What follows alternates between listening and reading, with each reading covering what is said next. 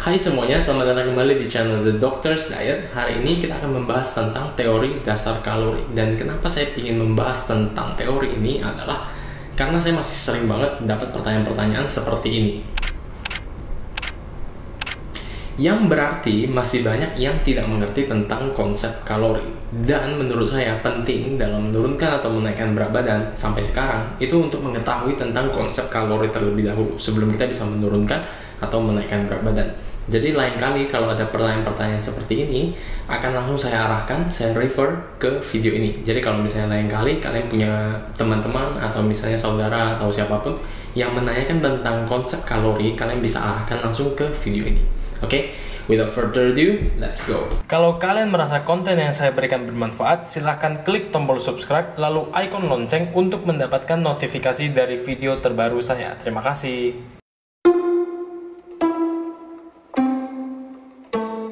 Secara sederhana, kalori adalah satuan energi yang didapatkan dari makanan atau minuman yang kita konsumsi, yang kemudian akan digunakan oleh tubuh kita untuk hidup dan untuk beraktivitas. Untuk hidup ini berarti untuk bekerjanya organ-organ, untuk beraktivitas berarti untuk olahraga, untuk berjalan, untuk bekerja, dan lain sebagainya. Secara sederhana, kalian bisa menganggap kalori sebagai bensin dan tubuh kita adalah mobil. Jadi tubuh kita itu memerlukan bensin, memerlukan kalori untuk beraktivitas, untuk bergerak.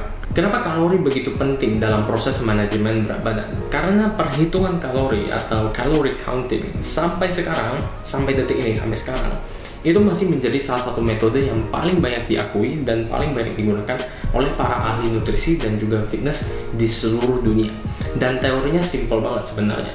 Calorie in versus calorie out. Jadi kalau kalori yang keluar setiap harinya adalah 2000 dan kalori yang masuk sama yaitu 2000 kalori juga, maka berat badan kalian tidak akan berubah. Berbeda jika kalori yang keluar sebanyak 2000 tapi kalori yang masuk sebanyak 2500, maka selisih 500 kalori ini akan disimpan oleh tubuh menjadi lemak atau otot, tergantung dari jenis makanan dan pola latihan kalian.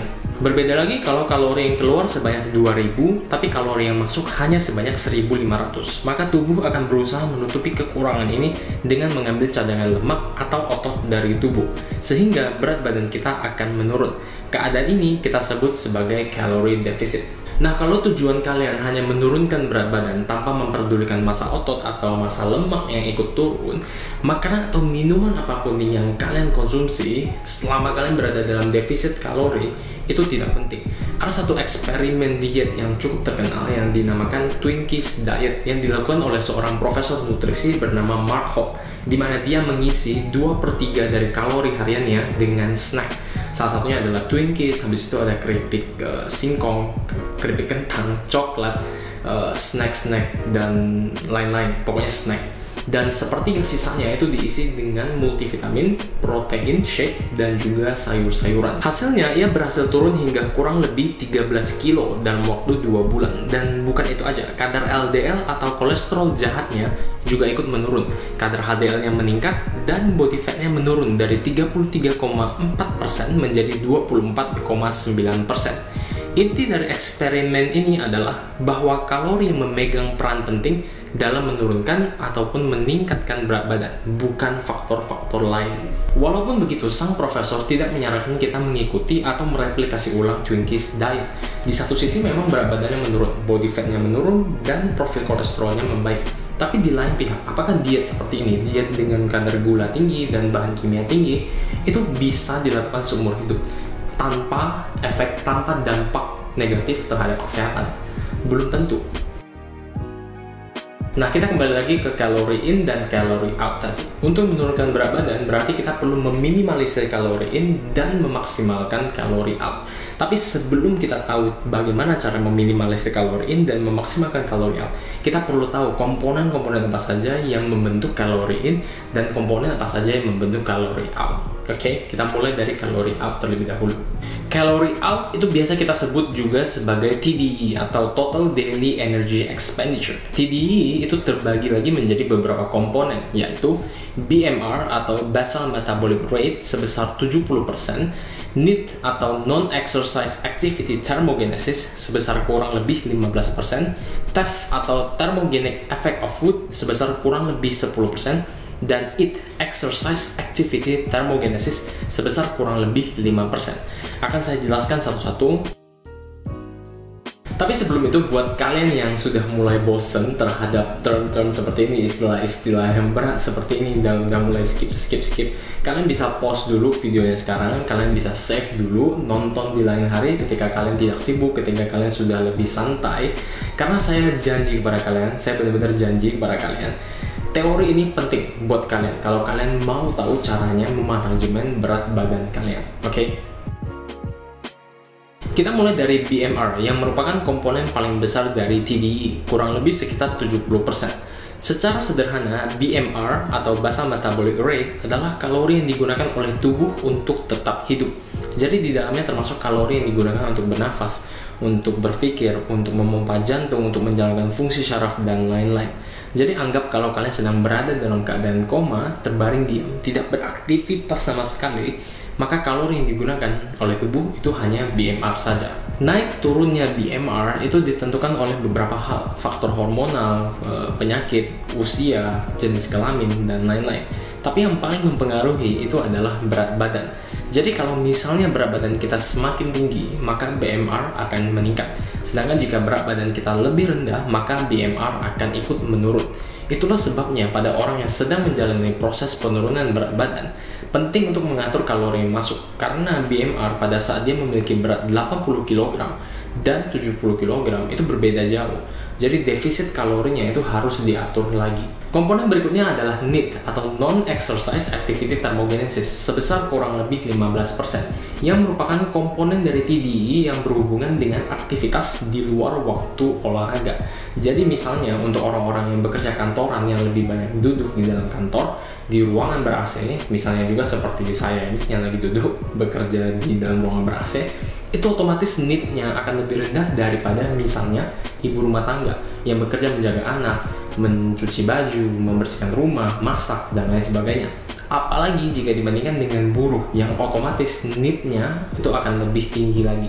Termasuk juga dalam NEAT adalah gerakan-gerakan kecil, fidgeting, seperti menggoyangkan kaki, berjalan mondar-mandir, mengetuk-ngetukkan jari ke meja, dan lain sebagainya. Jadi untuk kalian yang punya kebiasaan fidgeting seperti ini, kemungkinan besar NEAT kalian akan sedikit lebih tinggi. Next is TEF atau Thermogenic Effect of Food yang berkontribusi sekitar 10% dari TDE dan merupakan sebuah komponen dari TDE yang berhubungan dengan proses pencernaan makanan. Jadi mulai dari proses mengkonsumsi, habis itu menyerap, mencerna, dan juga sampai ke penyimpanan nutrisi. Itu semuanya berhubungan dengan TEF atau Thermogenic Effect of Food. Dan TEF ini yang dulu dijadikan sebagai sebuah alasan mengapa makan lebih sering itu lebih baik. Tapi sekarang kita tahu bahwa TEF itu tidak terlalu berpengaruh terhadap kalori total yang kita bakar selama satu hari. Jadi kalau kita bandingkan orang yang makan 6 kali sehari, di mana setiap mealnya itu mengandung 300 kalori, dengan orang yang makan hanya 3 kali sehari, tapi setiap meal yang mengandung sampai 600 kalori. TEF yang digunakan untuk membakar 600 kalori itu pasti akan lebih tinggi daripada TEF untuk membakar 300 kalori. Tapi hasil akhirnya, TEF yang digunakan untuk membakar 1800 kalori dalam satu hari itu kurang lebih ya sama aja. Yang terakhir adalah EAT atau Exercise Activity Thermogenesis yang merupakan kalori yang kita bakar saat olahraga. Dan ternyata itu hanya mencakup kurang lebih 5% dari TDE. Tapi ini tergantung juga dari jenis latihan apa yang kalian lakukan, dan kalau semakin berat maka angkanya akan semakin tinggi, dan jika semakin ringan latihan kalian maka angka dari EAT itu akan semakin rendah. Nah, sekarang setelah kita mengetahui komponen apa saja yang membangun TDE, maka kita bisa mulai memaksimalkan satu persatu. Kita mulai dari BMR atau basal metabolic rate. Salah satu cara untuk memaksimalkan BMR adalah dengan meningkatkan kualitas tidur. Bagaimana cara meningkatkan kualitas tidur? Yang satu adalah kita tidur minimal 7 jam, kalau bisa 8 sampai kalau bisa ya 9 atau 10 jam setiap malamnya. Setelah itu juga kita bisa dengan mengurangi stres. Nah, bagaimana cara mengurangi stres? Mungkin akan saya bahas di video yang lain karena video ini udah panjang banget nanti pada akhirnya. Dan kalau misalnya kalian mau tahu bagaimana cara mengurangi stres, beritahu saya di bawah, komen di bawah, dok saya mau tahu dong caranya mengurangi stres itu gimana, karena saya stres banget setiap harinya, dan nanti akan saya buat videonya. Oke? Nah, yang berikutnya adalah NEAT atau Non-Exercise Activity Thermogenesis yang bisa kita maksimalkan dengan meningkatkan aktivitas fisik kita sehari-harinya di luar waktu olahraga. Jadi misalnya saat sudah duduk terlalu lama seperti ini, kita bisa berdiri, setelah itu jalan kemana sebentar dikit, jalan balik-balik setiap 30 menit sampai 1 jam, baru setelah itu kembali lagi untuk duduk untuk bekerja lagi. Lalu kalau misalnya kita mau ke minimarket, ya kita nggak usah naik mobil atau naik motor, ya kalau bisa naik sepeda mungkin, atau mungkin berjalan kaki dan lain sebagainya. Yang berikutnya, TEF atau Thermogenic Effect of Foods itu bisa kita maksimalkan. Salah satu caranya adalah dengan memilih jenis makanan yang lebih sulit dicerna, seperti misalnya protein dan lemak, sekaligus juga karbohidrat kompleks, dan menghindari makanan-makanan yang sudah terlalu banyak diproses, seperti misalnya fast foods. Habis itu juga karbohidrat simplex, karbohidrat sederhana, seperti misalnya instant oats, mie, kue tiaw, pasta, beras putih, dan lain sebagainya. Sekaligus juga menghindari makanan atau minuman yang berkadar gula tinggi. Poin yang terakhir, EAT atau Exercise Activity Thermogenesis, itu bisa kita tingkatkan dengan meningkatkan intensitas olahraga kita, meningkatkan durasinya, menambah frekuensinya, merubah pola latihan, dan juga menjaga kualitas tidur agar olahraga kita lebih maksimal. Oke, that's it for TDE atau Calorie Out.